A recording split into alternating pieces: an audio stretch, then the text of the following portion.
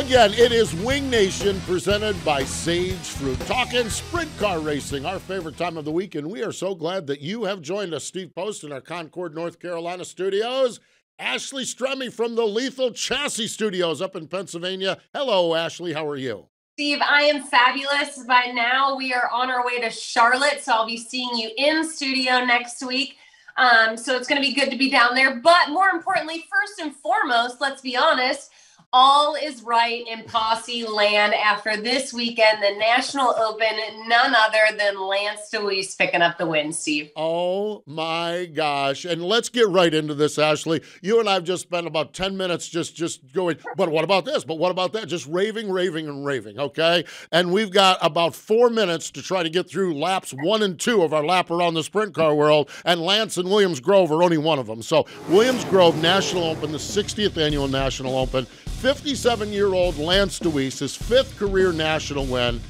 He's second on the list there. 4 different decades, flag to flag. Ashley, it was an insane tail whooping up at Williams Grove this weekend. It was. And Steve, I've known Lance my entire life. He is not one to boast or brag or gloat about what he's done or his accomplishments. But I hope all of you who are watching this, I hope you understand what Lance DeWeese winning this past weekend meant, because Lance probably doesn't have a whole lot of National Opens left in his future. And it's sad to say, but it's true, and it's absolutely incredible. He obviously led flag to flag, but it's his 20th career World of Outlaws win, his 31st on the all-time win list, tied with none other than Greg Hodnett.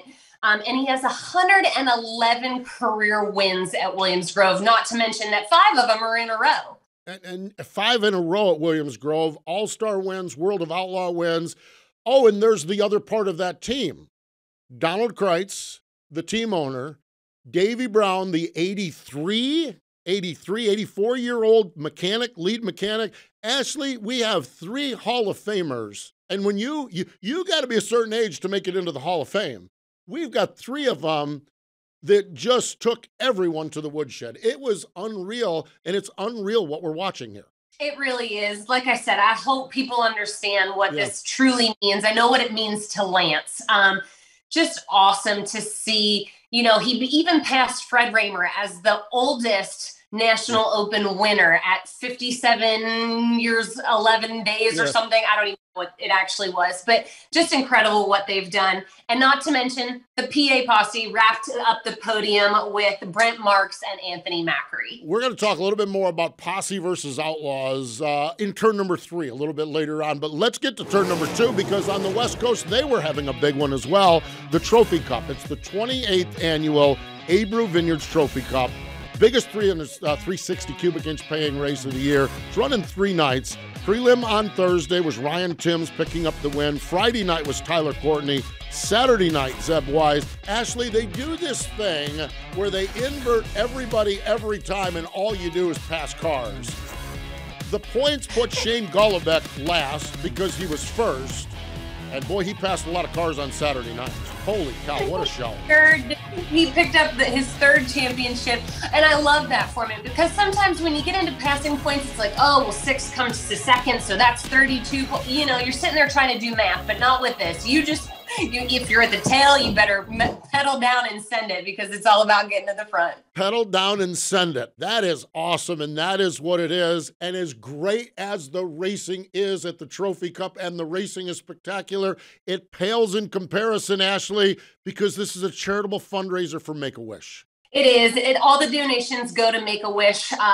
$325,000 this year, for a total of $1.5 million that's been donated. The sprint car community in California is special. There is no denying that, what they do with Trophy Cup and what they do all year long.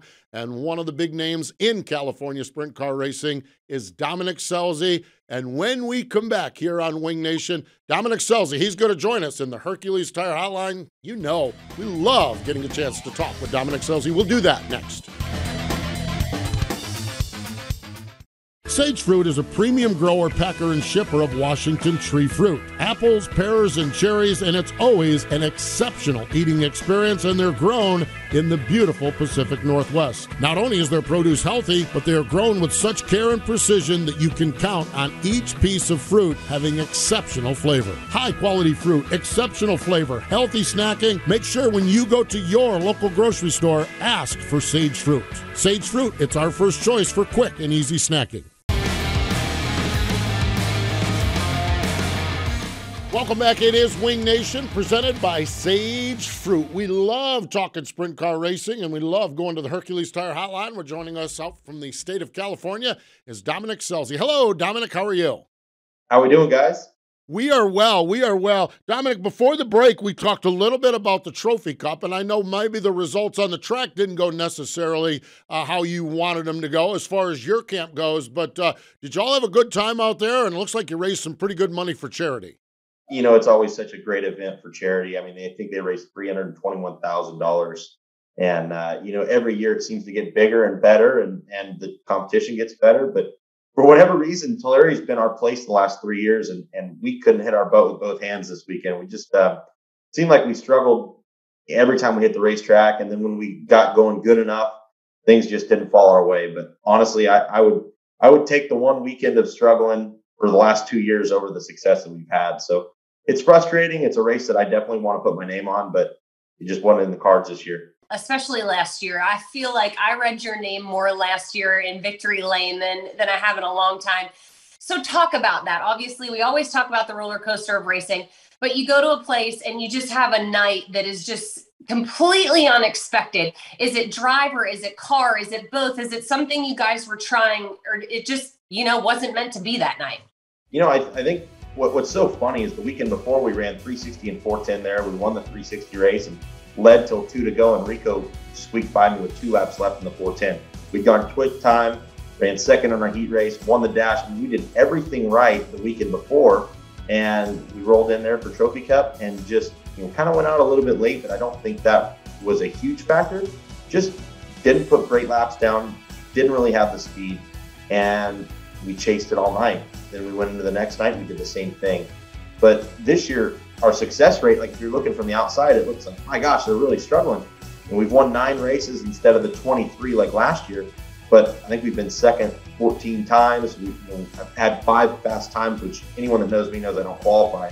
We've been way more consistent, but really struggled to get to that top end of the podium. And I'm pulling my hair out because of it. But you know, in reality, Jim Allen with the NARC series, he goes, you know, it's a good thing that you guys are not happy with how you're running, because our consistency is there. Just we're not winning the amount of races, and sometimes that just is part of the territory. But, you know, we've got our heads down. We're working really hard. We got 2 more races left with points and a handful left with a 360, and we want to win them all. So we got our work cut out for us. I think that you know, all the racetracks we're going here the rest of the year, we've got a good notebook on it, and we've had good speed at all of them. So I'm excited to just put our heads down and try and work towards getting back in victory lane more often and more frequently now. Dom, this business is so fascinating because I remember a few years ago when we talked to you, and you were just hoping to have the consistency of being up front and maybe getting a podium here and a podium there. You bring Jimmy Carr over, and now you're stating frustration with second place and third place finishes. I think perspective-wise, though, you guys still have it pretty good. Absolutely. It's really hard because, you know, I'm definitely not I'm not a good loser by any means. Anyone that's raced with me or worked with me knows that. I hate to lose, and you know, we built something so special, and you know, I hold our team to such a high priority that second place just isn't an option for us. You know, I don't want to run second, but then, you know, there are times where I have to look back and look at how far we've come as an organization, as a team, and you know, really, it's not an upset thing or a frustration thing. It's just knowing everybody has this small window of time in this sport that if they're going to be really good, they're going to be really good in that small window. And I want to make sure that we can accomplish everything we can possibly accomplish in that short window, because, you know, quite frankly, I'm not getting any younger. You know, we've got a beautiful baby girl, and I'm working full time. And, you know, Jimmy, he's just turned 60 last week. So there's a lot of things in our world that, you know, makes me feel like, hey, we might be running out of time here. We need to win as much as we possibly can. But, you know, at the end of the day, I would put our team up against anybody on the Western U.S. And even when the Outlaws came to town this spring, we were extremely competitive. So I think we just got to sharpen our pencils a little bit. And, this game is always changing, ever evolving. And we just got to get ourselves a little bit better when it comes to the end of the features. And other than that, I think we're going to be, we'll be quite all right. Speaking of special and the West Coast, I thought it was extremely cool. The Roth Classic, Dominic, you did a throwback to the very first Roth car, that blue and white number 4, absolutely beautiful. Will you talk about just kind of how that came about, where you guys came up with the idea, and just kind of a tip of the cap to a team owner that's been huge out there on the West Coast? Absolutely. Dennis and Teresa have done so much for my career. When I first started, actually before I ever started racing sprint cars, the first laps in a sprint car I ever took were at Tulare in an 83 car. And from that point, they just, whatever it took to help us out, they've offered me to drive their car before we even bought a sprint car to make sure it was something we wanted to do. And, they've given us engines, given us rear ends, helped us, get to and from the racetrack, helped us with, setups whenever it was basically just my brother and I for, a couple different times in our history of racing sprint cars. Todd and Dennis and Teresa have done so much for me and my brother and my family. They've been family friends forever. When they announced they were going to do the Dennis Roth Classic, we immediately decided we had to do something special, something that would be an appropriate thank you to everything that they've done as a family to us. And actually, Brent Ventura, Todd's son, who's the crew chief on James McFadden's car, one of my really good friends, and we were kicking around the idea, why don't we bring the 4 car back? And not many people know this, but the first Roth car was the number 4R that looked just like the car we ran. Todd Ventura raced in, I think it was 92, and it was a plain white number 4. And Dennis, was getting involved, and he goes, well, I want to know you're good before I put my name on the car. And obviously Todd did well enough to get the beef packer cows on the wing, and this is something we've been working on for about 6 months. So going back and forth with Tony Iacobetti at Yak Graphics, and he built the complete design of the race car off a picture from '93 and a wingboard that's crumpled and hanging in the Roth shop. So we really are. I was amazed, still am amazed with the quality of work that Tony was able to pull off of something so minuscule and make it work. And originally we'd planned on running it and then, kind of retiring the car and possibly moving it along. But I think that car is going to probably stay in the shop a little bit longer, and we're going to have to bring it back next year and the year after. And, I won't stop till we get that thing in victory lane at the Roth Classic. I love a lot of things about California sprint car racing. I love the up on the wheel, the cowboy up style of it, but I love the history of the sport. The last names like Roth and Kading and Maury Williams and Leroy Van Conant, Jimmy Sills, Gary Patterson, the list goes on and on. As you roll along, Dominic, and you work to add Scelzi to that name, how important is it, and how much do you kind of study where some of these folks are at to try to see if you can wedge your way into that elite company? Absolutely, it's a dream of mine to be considered one of the California stars or whatever that may be throughout the years. When I was growing up, it was Bud and Tim and Brent and John Allard and Steve Kent, all these amazing drivers. Oh, we had Brad Sweet, Jason Myers, so many good guys coming through the ranks.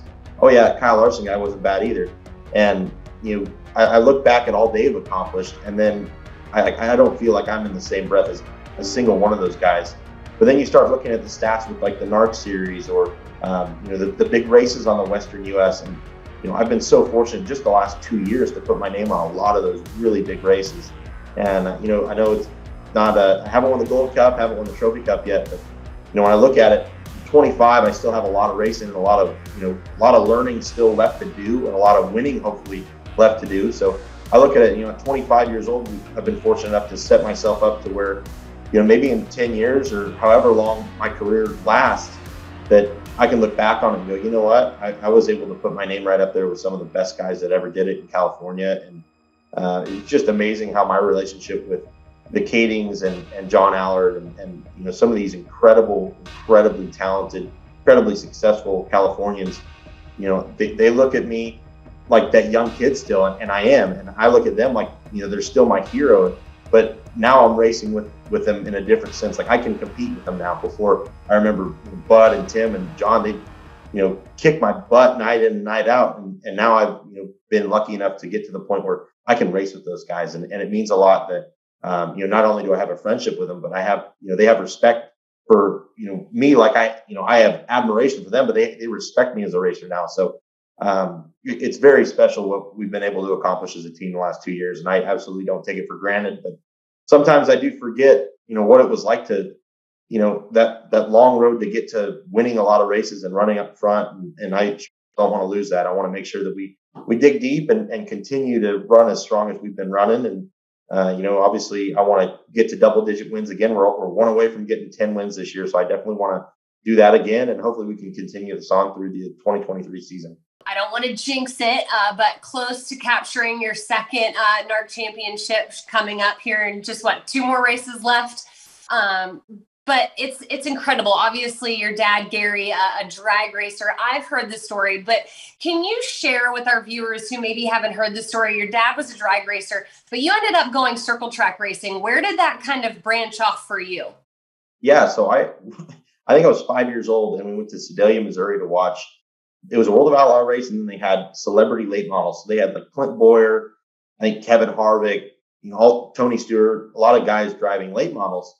And my dad was pretty spectacular. He crashed like 3 times lining up. And I was amazed at that, but I was amazed with the sprint cars. And I remember walking through the pits thinking they looked so neat. And my mom will tell you, I was a magnet to dirt as a little kid. So I would always take the drag cars or the NASCARs or whatever toys I had, and I played in the mud. So when I got to see these grown men race these cars in dirt, I was amazed. And then, I saw them, they were winged over, wide open, and just, hauling butt around the corner. I was in love right there. I remember telling my mom, this is what I'm going to do when I grow up. And, pretty much every facet of life, that's all I've ever wanted to do. I had an offer, I think when I was like 15 or 16 to go practice a pavement late model. And I pretty much told them to pound sand. All I've ever wanted to do is race wing sprint cars. And, I've done a little bit of midget stuff, a little bit of non-wing sprint car stuff, but very, very little because, all in all, my passion is wing sprint car racing.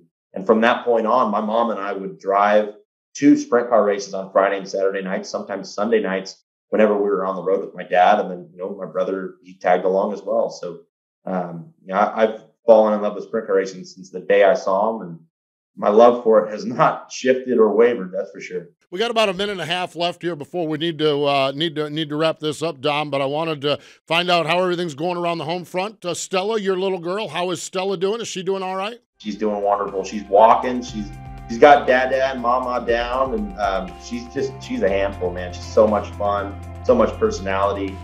She doesn't get to go to the races as much as I'd like because she, has to be on her schedule, and she's obviously best when she gets her sleep. She's just like her dad. But, it's really exciting now that we're getting here to the end. We just got to really, knock on wood, show up for the next 2 NARC races and, lock that championship down. It's exciting that last year she was super, super small, and this year she's a little bit bigger. So she's going to be awake and be able to see and experience victory lane, a little bit differently this year. So, I remember growing up, I got to be in a lot of my dad's pictures as a little kid. And I didn't take it for granted at all. So I hope that she has some memory of it as she gets a little bit older, and we can do this a few more times and bring her back to victory lane and bring her back to the championship banquets as the champion and not just, as something you do on a Sunday. So really excited about that. And, it's amazing. I never knew you could love something like you love a little baby. How's your dad? How's Gary? He's doing great. He's still loving his tractor life. He started coming a few more races, so his health is getting better. And a couple of weeks ago, he was out there in the Midwest messing with my little brother. So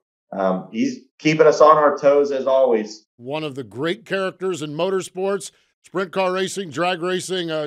You walk in the NASCAR garage and you mentioned Gary Scelzi, and there's stories to tell, that's for sure.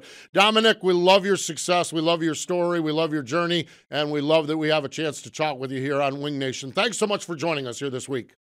Thanks for having me, guys. I appreciate it every time. There we go. Dominic Scelzi joining us here on the Hercules Tire Hotline. Stay with us. We'll continue with our lap around the sprint car world in just a moment. Power isn't born. It's built over time. For over 65 years, Hercules Tires has been providing the muscle to move more drivers. Whatever the vehicle, whatever the terrain, and we back it with a powerful protection plan. So wherever the road or the trail takes you, we have the selection, value, and strength to get you there. Hercules Tires. Ride on our strength.